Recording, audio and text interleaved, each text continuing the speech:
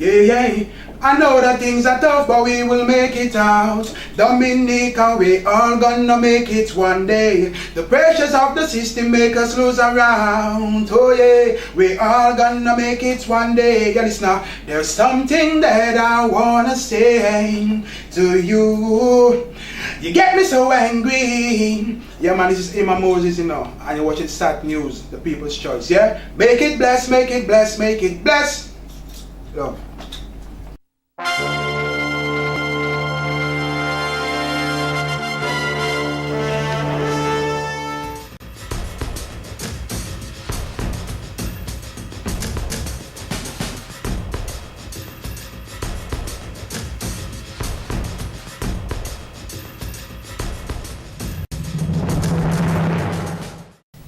Welcome to SAT TV's news. I am Shanna Esprit, your presenter. In our top stories, over $2 million goes up in smoke. St. Lucia joins Alba and Petrocarib. Zimbabwe election was a huge disgrace, says Morgan Shignarai. And in sports, Lapland Avengers loses to Police Sports Club. Details of these will follow.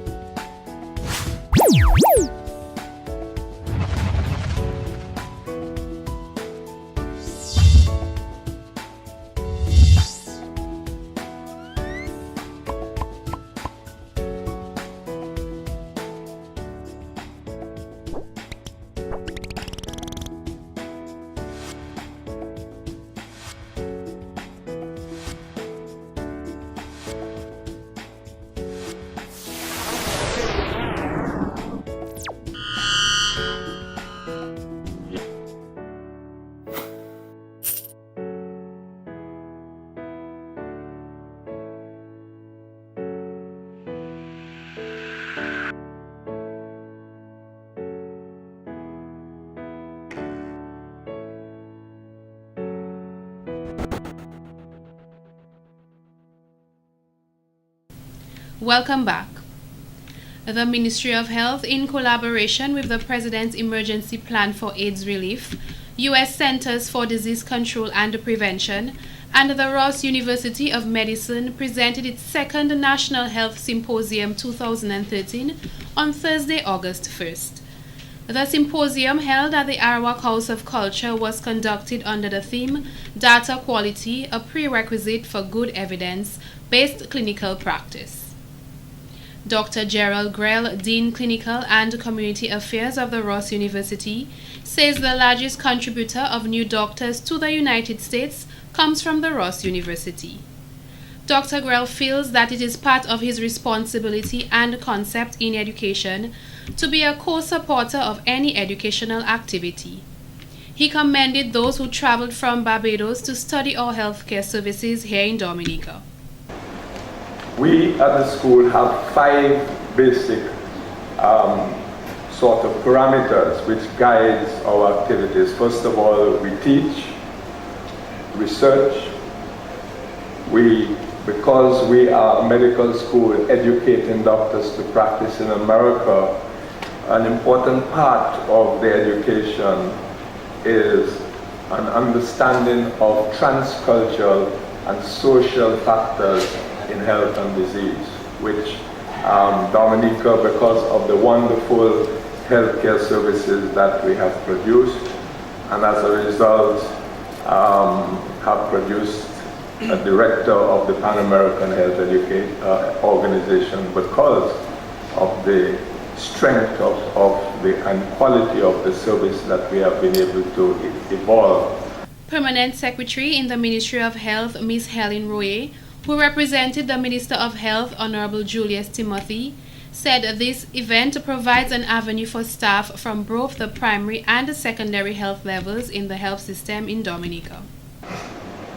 It is fitting at this point to underscore the significant role played in this activity by the United States Emergency Plan for AIDS Relief, PEPFAR, through the United States Centers for Disease Control and Prevention.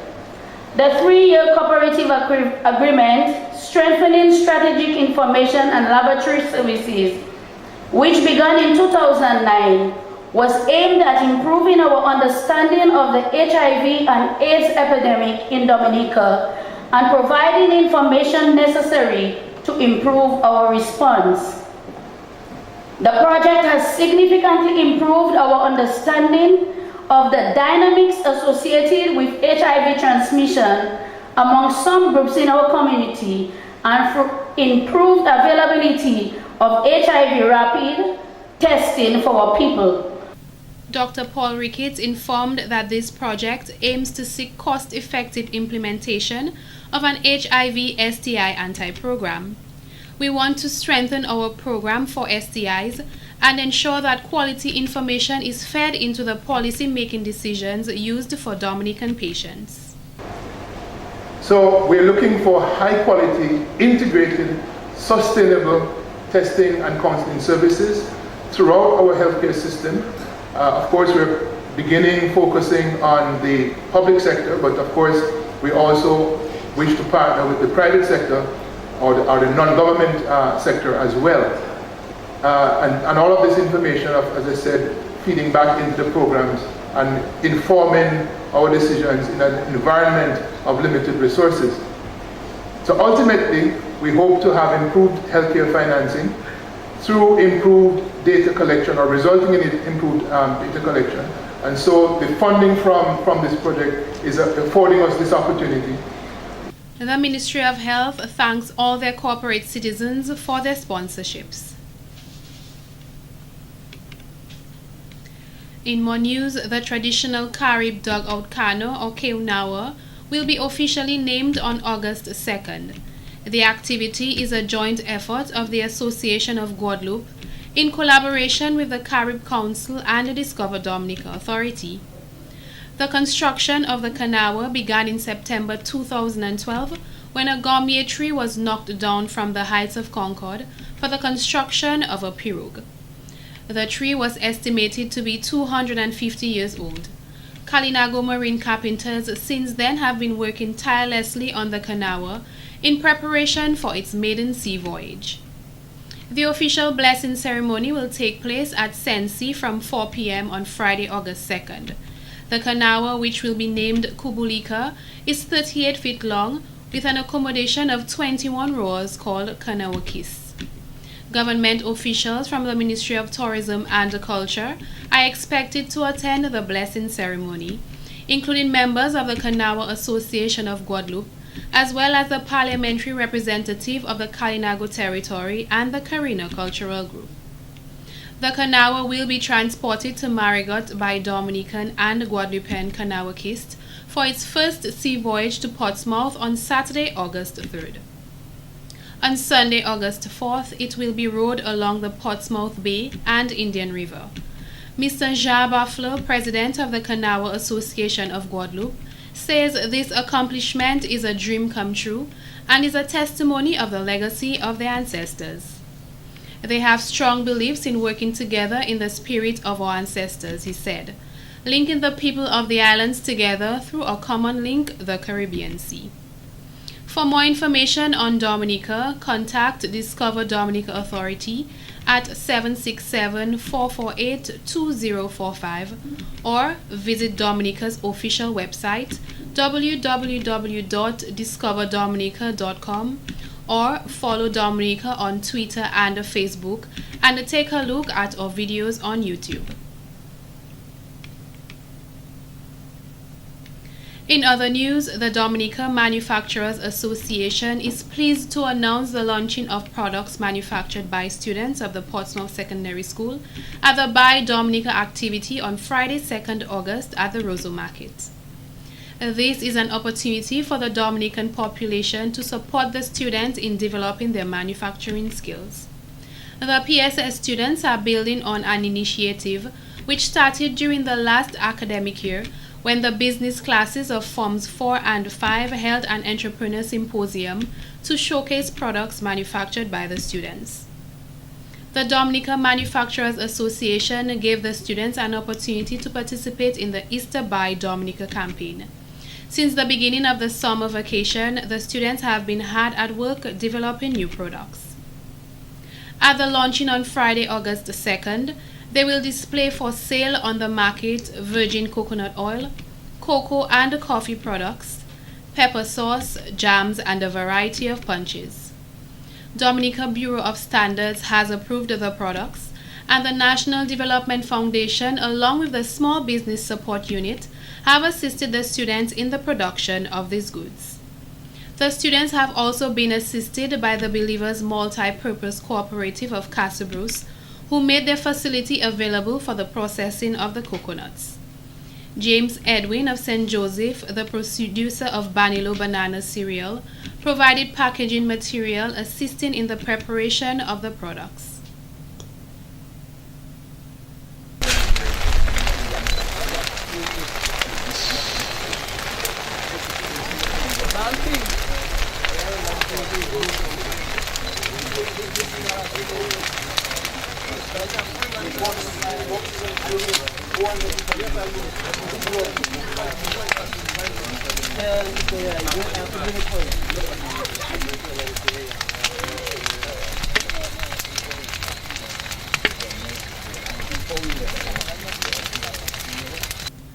What you just saw was over $2 million worth of cannabis being burned. After conducting a destruction of illegal drugs exercise at the police training school in Monbruce on Wednesday, July 31st, the drug squad of the police department have burned more than $2 million worth of cannabis. The last time we destroyed marijuana right here was on February 3rd, 2012. From that time up till today, we have confiscated 2,140 pounds of weed, 3.5 pounds of seed, and 3,720 plants. This was according to head of the drug squad and police public relations officer, Inspector John Carbon. We have here a total value of the drug that is being destroyed today is $2,737,500. That's the street value of this drug that has been destroyed here today. Now we want to send a clear message to the drug dealers out there that they need to find something productive to do and nothing like destroying the youth, especially of this day. He said most of the cannabis that was burnt was imported into the country. Persons, he said, have realized that the police are on their trail as it relates to importation, so they are trying to grow it locally. According to Mr. Carbon, as long as they continue to grow it, we will pursue them in the bushes or wherever they decide to grow. He noted such common areas are in the forest, the Jungle Forest Reserve, or areas people would not normally venture into. They are trying to be in that way, yes, more careful, but we, as I can say in local terms, we are on top of the action. We will outsmart them and we will really capture them. It is hard work of the police, yes, because I may go out and I may just see certain things and I may just develop that information, and then it becomes intelligence. He said persons who may have information on illegal activity or other crimes but may be reluctant to pass on such information to the police, as they may think the police cannot be trusted, can simply call the police hintline or Crime Stoppers. They can also give the information to a police officer they can trust. Inspector Carbon revealed that they have also impounded a large portion of cocaine following drug bust. Over the years, he said, the court system has not brought closure to these cases, and only after can this evidence be destroyed. The drug squad also conducts eradication exercises and destroys plantations of marijuana on site, which also contributes in ridding the country of this illegal substance. In terms of dealing with the drug situation, training is very, very important. We really need to be trained, and I must say that thanks to all those agencies who have assisted us in the training, especially in the fight against drugs. Would you say the police is winning the fight against drugs? I can say yes, and you can see it here today, because having $2.7 million out of the hands of the drug dealers, it means that we are winning. What efforts are being made in regards to preventative measures so officers would not get involved in distributing some of the confiscated drugs back to drug dealers?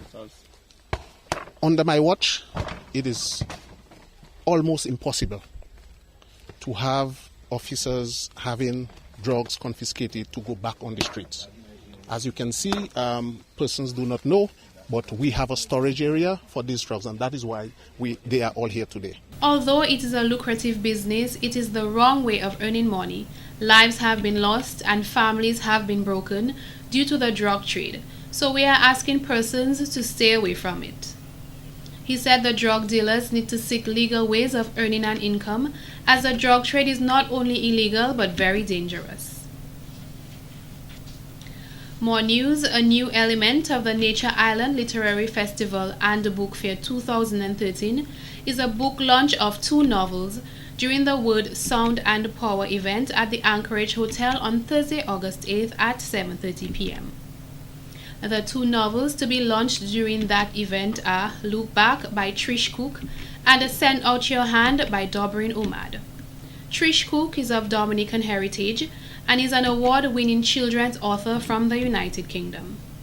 Her novel Look Back celebrates the relationship between her grandmother and her grandson Christopher, as she tells him about her Dominican childhood adventures in the rainforest in search of a mysterious creature called Tibolum. Is Granny's Tibolum real or just one of her stories? That's what Christopher tries to find out. Dobrin Omad is a cultural activist, playwright, and calypso writer from Antigua. Send Out Your Hand, his first novel, allows Dobrin to take us on a trip through the Caribbean landscape, not only geographical and topographical, but its political and social realities and spaces as well. It also highlights the various Caribbean personalities, their nuances and cadences of accents, as well as their similarities and their differences. Other news. A regional education official is concerned about the high rate of students who have depicted poor results in the Caribbean Examination Council. Dr. Morella Joseph of the CARICOM Secretariat, who addressed the teachers' consultations this week, said that analysis should be done to determine the lack of performances from students sitting the CXC exams. You don't have far to look. Just look at the results of the CXC examinations. Year after year after year after year. I'm not quite sure whether there has been any marked improvement in the examination results. Something has to be wrong. Something is not working, and we need to find out what it is.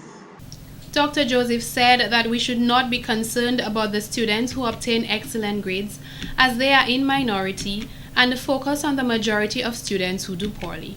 We have yet to do an analysis to find out why these children do not do well. I'm not using the word fail. They have not failed. If anything, those persons working with them have failed. We need to look at this.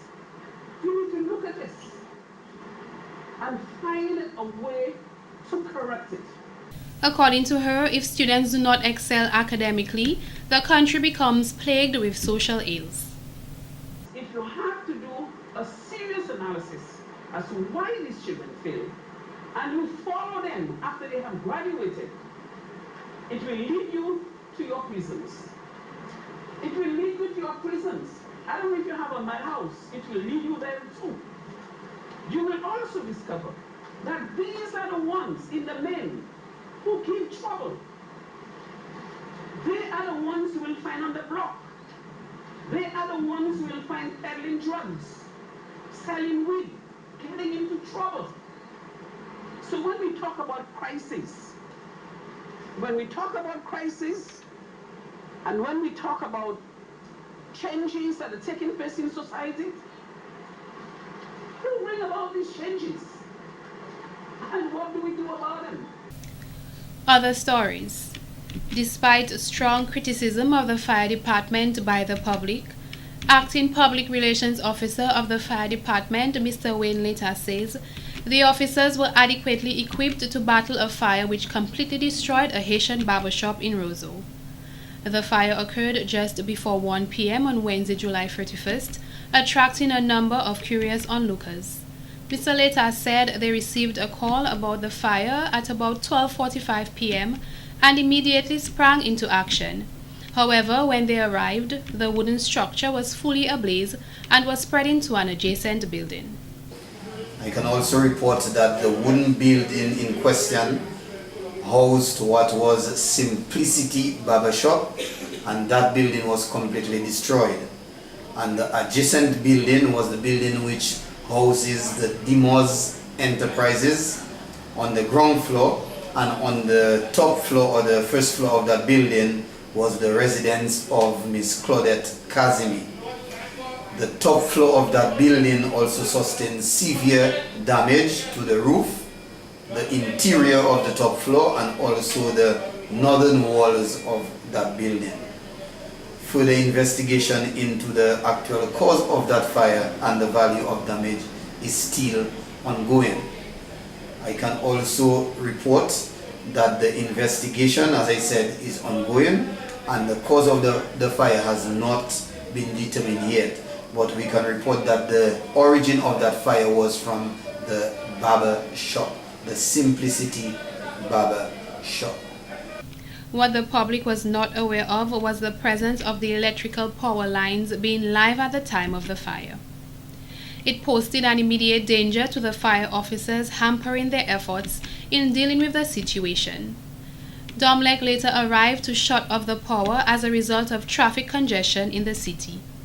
There were explosions during the fire, and I had to alert the men to get back for their safety. We also had difficulty assessing the top floor of the adjacent building due to the threat of electricity, Mr. later explained. So my instruction was 2 deliveries, and that's fireman's term, 2 deliveries of 2 lengths of 1.5 inches each. And the hoses are 1.5 inches, and if you tell me small, well, maybe we could go on the appliance to look at those hoses. Yes, 1.5 inches. So that's what we had. 2 deliveries of 1.5 inches. One was actually asked to go to the back of the building, and one to the front to control the blaze from going further into the adjacent building. The second round appliance though, on Kennedy Avenue, they had to take water. One of their first things is to bring water to the scene. So they did that and also attacked the building from the southern end. And they were instructed also to do what we call lateral or aerial ventilation. One of the main priorities of the senior officer is the safety of his fire officers, and he cannot put his men in situations that may cause them any danger. However, on the day of the fire, electricity was a major hazard, but the men carried out their duties. The fire caused a number of businesses around the area to stay without electricity for some time, as a number of power lines were burnt and had to be replaced. Other news. Every year since 1986, DOMLEC has been fulfilling its corporate responsibility by awarding student scholarships, contributing in the development of human resource and education in Dominica. The scholarship program provides all textbooks, stationery allowance of $100 annually, and a transportation fee of $50 monthly. DOMLEC also provides mentorship for their scholars. According to the Public Relations Officer of DOMLEC, Adina Bellot-Valentine, students have to perform, not only academically, but their whole attitude towards secondary education has to be one of that encourages the company to continue providing assistance over the 5-year period. In addition to the 4 new scholarships being awarded, there are already 20 students benefiting from DOMLEC's scholarship program. 2 scholarships are awarded to the students of DOMLEC employees and the other 2 to public recipients. DOMLEC is also a sponsor of the Literary Art Festival and Book Fair, where writers and readers of international repute are brought to Dominica to read from their books, to encourage Dominicans to become readers and writers and to promote education. This year we are focusing on a particular writer. His name is Aimé Césaire, and he comes from the island of Martinique, right next door. This man was internationally famous, starting from a long time ago before you and I were born in the 1940s. He began to talk about the pride that people must have in their race and in their color, talking about African people especially, but to all oppressed people. He called it negritude at the time. And when he got to the United States, it turned into what was called the Black Power movement, which is what led to Martin Luther King's movement and civil rights movement. Mr. Bully thanked Domlec for their $5,000 contribution and their support in the festival. Here is a clip of scholarship recipient Kithan Vidal with a vote of thanks. The scholarship given to me by Domlec will be very beneficial to me and my family because it will enable them to send me to secondary school. I would like to thank Domlec and its board of directors for this kind gesture, and I will try my best to make Domlec proud. In closing, I would like to say on behalf of all the other scholarship recipients, thank you, Domlec. Other recipients of the scholarships included Adina Antoine of the Dominica Grammar School, Aaron Burton, Castle Bruce Secondary School, and Claudie Ulysses of the Seventh-day Adventist Secondary School. And in entertainment, 25-year-old Dominican gospel artist Miss Nicole Christian will host her second gospel concert on Sunday, August 4th at the New Day Fellowship Church. The concert, which is expected to commence at 6:30 p.m., is a family-oriented event and an opportunity to promote her latest album, which was released July of 2012. In comparison to Nicole's previous concerts, she views this as a more open event where the general public is invited. She explained that her interest for music established from age 5, but her interest in gospel music only developed in her last year of primary school. Nicole's first video, Glorify, was shot in Jamaica. One recipe, one main recipe that will help you a lot is have God on your side and pray. Because I tell you that the gospel music industry in Dominica, it is taking off. People have been telling me that it is slow, I'm wasting my time, I should not be doing this. But I must say that lately I have been encouraged. A lot of people are taking notice towards it. Pray, don't give up, humble yourself, because when you approach others to support your ministry, support your song, support what you're doing, they need to see that you are a humble person here. So that's another good thing, to be humble. Take advice from any person in the music industry in Dominica. Call someone, speak to somebody. Facebook, we have Facebook nowadays. Message somebody on Facebook, ask for advice as to what you can do. We have so many musicians in churches, and that will be, I guess, willing to assist any singer out there. Nicole said her main support comes from her family and the church. My brother is currently my manager and he is the driver behind my music, she stated. They are probably my number one fans. My family are with me. My brother, who is my manager, he is really the driving force behind the album, behind the music, behind a lot of things that I do.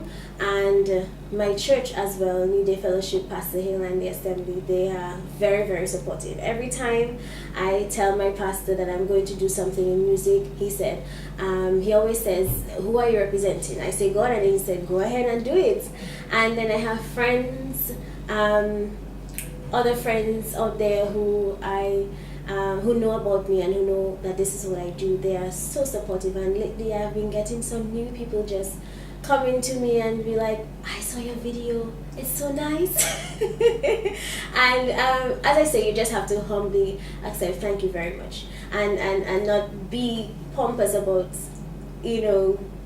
starting to get a little fame here, a little fame there. The aspiring gospel artist has performed in numerous places throughout Dominica, as well as on the regional scene, including Barbados and Jamaica. Currently, she studies social work in Barbados.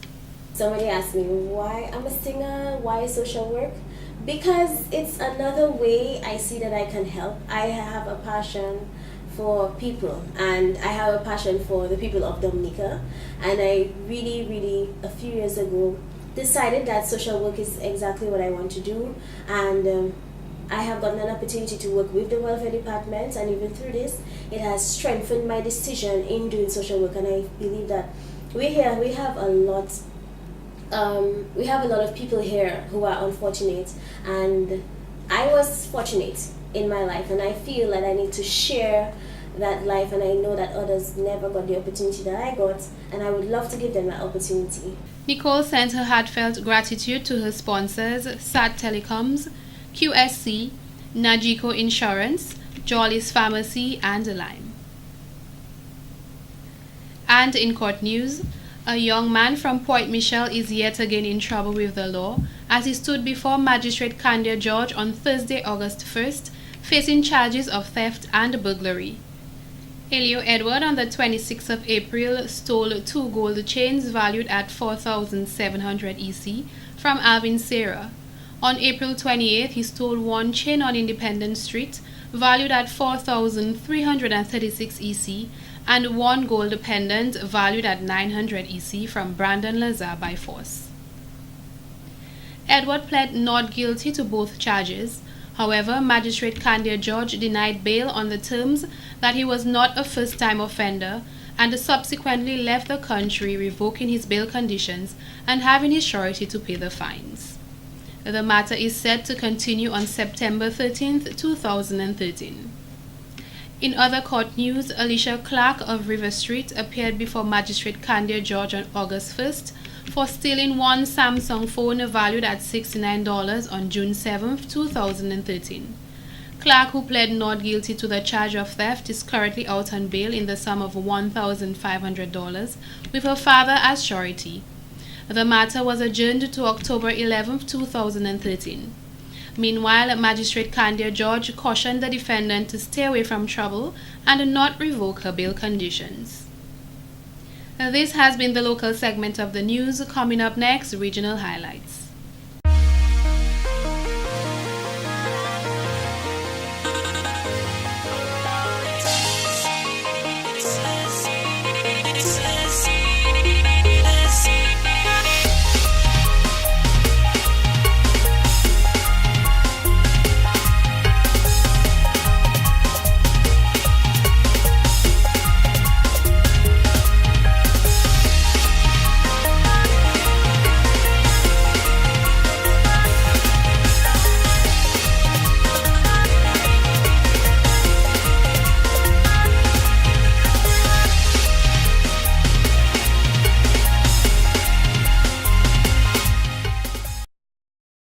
Have you ever wanted to order on the internet but don't own a credit card, or you're just fed up of the high prices of items locally?